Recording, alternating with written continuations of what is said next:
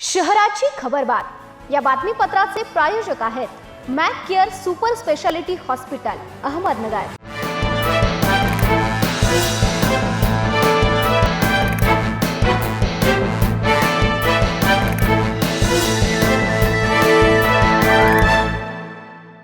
प्रेक्षको नमस्कार, मी दिशा न्यूज 24 सह्याद्रीमध्ये तुमचं स्वागत। पाहूया अहिल्यानगर शहरातील महत्त्वपूर्ण बातम्यांचा आढावा शहराची खबरबातमध्ये।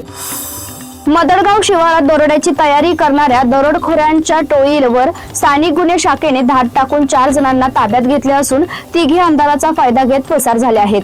ताब्यात घेतलेल्या संशयितांकडून तलवार, सत्तूर, लोखंडी कटावणी, मिरची पूड तसेच मोबाईल असा सुमारे 37,900 रुपयांचा मुद्देमाल जप्त करण्यात आला आहे। जिल्ह्यात दरोडा, घरफोडी व रोड रॉबरी सारख्या गुन्ह्यांना आळा घालण्यासाठी पोलीस अधीक्षक सोमनाथ घारगे यांनी स्थानिक गुन्हे शाखेला नियमित गस्त करून गुन्हे रोखण्याचे आदेश दिले आहेत।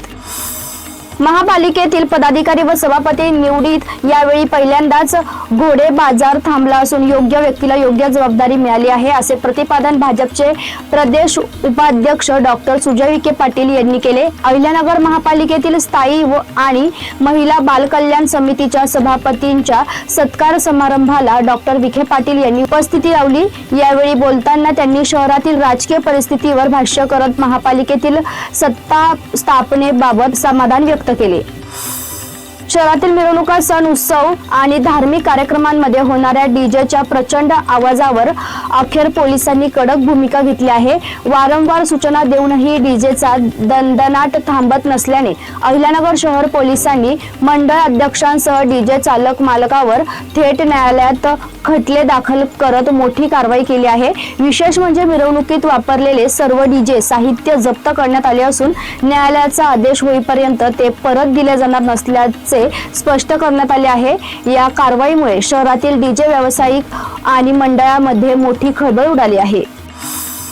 जिल्हा पोलीस दलातील पोलीस शिपाई सर्व वर्गातील 77 रिक्त पदांसाठी सुरू असलेल्या भरती प्रक्रियेतील पुढील टप्पा म्हणून लेखी परीक्षा येत्या रविवारी आयोजित करण्यात आली आहे। या परीक्षेसाठी मैदानी चाचणीतून एकूण 934 उमेदवार पात्र ठरले असून ही परीक्षा अहिल्यानगर शहरातील न्यूयॉर्क कॉलेज येथे सकाळी 11 वाजता घेण्यात येणार आहे। जिल्हा पोलीस प्रशासनाकडून देण्यात आलेल्या माहितीनुसार परीक्षेस पात्र ठरलेल्या उमेदवारांची प्रवेश पत्रे अधिकृत संकेतस्थळावर उपलब्ध करून देण्यात आली आहेत।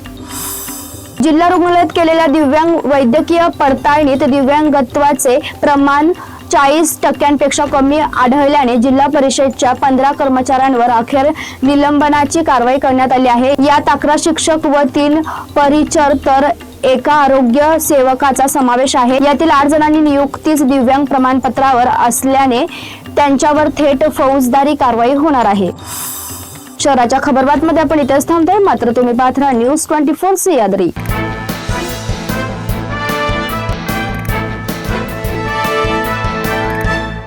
शहराची खबरबात या बातमीपत्राचे प्रायोजक होते Mac Care super speciality hospital Ahmednagar.